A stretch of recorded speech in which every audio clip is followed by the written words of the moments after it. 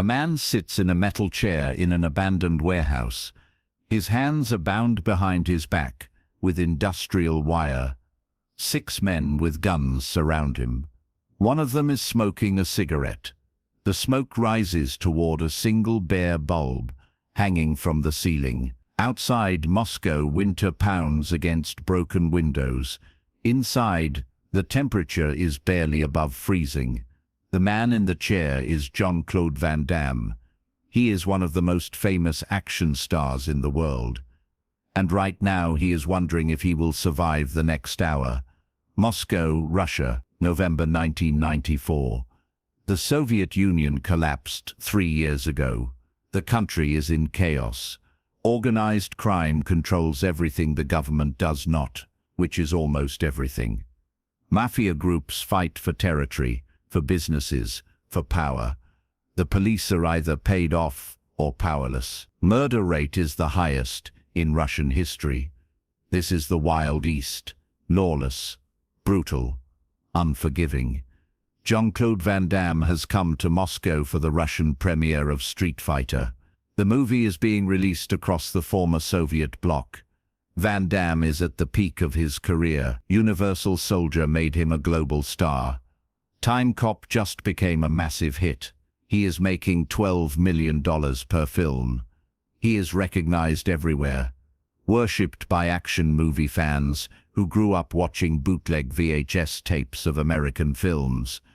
The premiere is at the Rossiya Cinema in central Moscow. 3,000 people attend. Screaming fans, journalists, cameras everywhere. Van Damme does interviews in broken Russian he learned phonetically. He signs autographs for 2 hours. The crowd is massive, overwhelming. Security struggles to control it. This is bigger than anyone expected. Russians love American action heroes, and Van Damme is their favorite. The muscles, the kicks, the accent. He is everything they imagine America to be. Strong, free, dangerous. After the premiere, Van Damme returns to his hotel, the Metropole, 5-star, overlooking the Kremlin. His suite is on the 8th floor. Security is supposed to be tight. Supposed to be. But this is 1994 Moscow. Money buys anything, including access. Van Damme is in his suite with his bodyguard and translator. American bodyguard, former military, armed, experienced. The translator is Russian, a woman in her 30s who has worked with Western celebrities before. They are discussing tomorrow's schedule, more interviews, a visit to a children's hospital, a meeting with Russian film distributors. At 11:30 p.m. there is a knock on the door. The bodyguard checks the peephole, sees hotel staff uniform, opens the door. 6 men rush in. They are not hotel staff. They are wearing leather jackets, tracksuits, heavy boots. They have guns, Makarov pistols. One has an AK-47. The bodyguard reaches for his weapon. One of the men hits him across the head with a pistol. He goes down, not unconscious, but stunned, bleeding. The translator screams. One of the men tells her in Russian to shut up. She does. Van Damme stands up from the couch. His hands are open. He is not in a fighting stance. He is evaluating. 6 men, all armed. His bodyguard is down. The translator is terrified. This is not a situation where fighting makes sense. Not yet. The leader of the group steps forward. He is older than the others, maybe 45, scar across his left eyebrow, expensive watch, gold rings. He speaks Russian. The translator translates, her voice shaking. He says, "Jean-Claude Van Damme, action movie star. We are great fans. We have watched all your films. Bloodsport, Kickboxer, Universal Soldier. You are very impressive on screen, but we have a question. Is it real, or is it Hollywood magic, special effects and camera tricks?" Van Damme says, "What do you want?" The leader smiles, not friendly, the smile of someone who holds all the power and knows it. He says, "Our boss wants to meet you. He wants a private demonstration. He wants to see if you can really fight. Not movie fighting, real fighting. You will come with us." Now, No discussion, Van Damme says. And if I refuse? The leader's smile disappears. He says, then you will not leave Moscow. Your bodyguard will not leave Moscow. Your translator will not leave Moscow. We will make it look like robbery gone wrong. Foreigners killed in dangerous city. Very tragic. Very common these days. Police will investigate. They will find nothing. We own the police. Do you understand? Van Damme understands. He asks, my bodyguard and translator? The leader says they stay here, unharmed. As long as you cooperate, you come with us. You perform for our boss. You return safely. Everyone lives. Everyone goes home. Simple. Van Damme looks at his bodyguard, still on the ground, blood running from his scalp. Looks at the translator, terrified, shaking. Then looks back at the leader, says, okay, I come with you, but if you harm them, there will be consequences. I have friends, powerful friends. They will find you. The leader laughs, says, in Moscow, we are the powerful friends. Come. They bind Van Damme's hands with wire, not tight enough to cut circulation, but secure. They put a coat over his shoulders to hide the binding. They walk him through the hotel, back stairs, service elevator, out through kitchen exit, into a black Mercedes van, no license plates. Inside are 2 more men. The van drives through Moscow streets, past the Kremlin, past Red Square, into industrial district, factories, warehouses, empty lots filled with snow. They arrive at a warehouse, Soviet era, concrete and steel, most windows broken. No lights except inside. The van parks. They walk Van Damme through a metal door. Inside is a large open space. Concrete floor. Exposed beams overhead. A single hanging industrial bulb provides light. 50-gallon drums with fires burning inside provide heat. Maybe 15 men are inside, all dressed similar. Leather, tracksuits, weapons visible. This is a Mafia meeting place. Neutral territory, where business is conducted away from police, away from rivals, away from consequences. At the far end of the warehouse, sitting in what looks like an old throne, actually a chair taken from a demolished theater, is the boss. He is perhaps 60 years old, grey hair, grey beard, expensive suit under a long coat. He looks like a grandfather, but his eyes are cold. These are eyes that have seen and ordered terrible things, and feel nothing about it. The leader walks Van Damme forward, stops 10 feet from the boss, says something in Russian. The boss looks at Van Damme, studies him, then speaks. His voice is rough, gravelly. The translator, one of the men, speaks English, translates. Boss, says Jean-Claude Van Damme, the muscles from Brussels. I have watched your films many times. My grandchildren love you. They practice your kicks. They quote your lines. You are hero to them. To me you are question. Question I want answered. Are you real fighter? Or are you actor who looks like fighter? Van Damme says, what do you want me to do? Boss says, I want demonstration. Real demonstration. Not movie tricks. I want to see if you can actually fight. My men here, they fight every day. Real fights, street fights, prison fights, fights where losing means dying. They do not use cameras or stunt doubles. They use fists and feet and whatever they can find. I want to see how you compare to them. Van Damme says, you want me to fight one of your men? Boss says, I want to see if you can. If you cannot, then you are fraud. Hollywood lie. If you can, then you have my respect. And in Moscow right now, having my respect is valuable thing. It means you can walk safely. It means no one will bother you. It means when you leave Russia, you leave alive. Van Damme understands the choice. Perform and maybe earn respect. Maybe survive. Refuse and definitely die. No good options. Only less bad options. He makes a decision, one that surprises everyone in the warehouse. He makes an offer. Van Damme says, untie my hands, Put your best fighter in front of me. Give me 1 minute. Just 1 minute. If I cannot beat your man in 1 minute, you can kill me. I will not resist. But if I win, if I beat your fighter, you let me go back to my hotel, unharmed, and you never bother me again. Do we have agreement? The warehouse goes silent.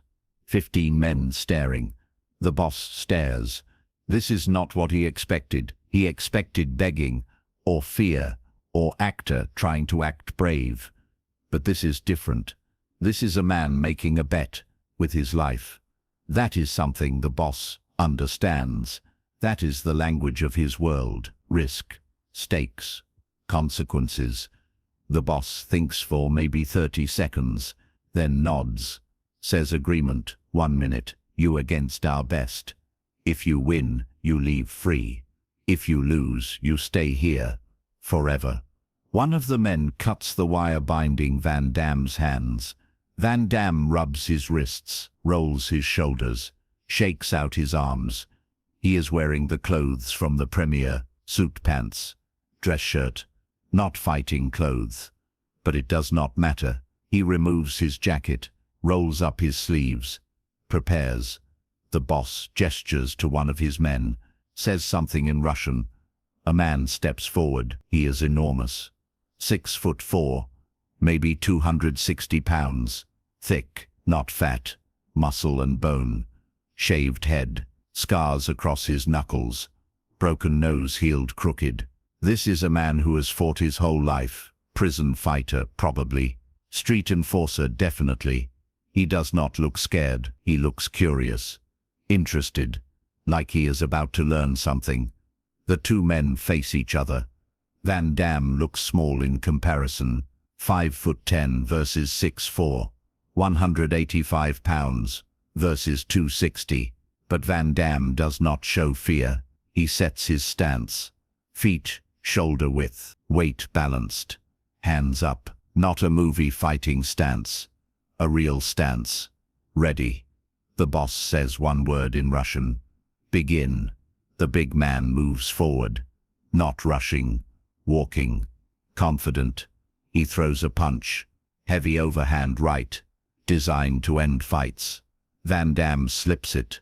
Not a huge movement, just enough. 2 inches. The punch misses his head. In the same motion, Van Damme throws a low kick. His shin connects with the big man's lead leg, just above the knee. The impact is loud, sharp. The big man's leg buckles slightly. He resets. Van Damme does not wait. He throws a combination. Jab, cross, low kick to the other leg. All 3 land clean. The big man covers up. Tries to close distance. Van Damme moves lateral.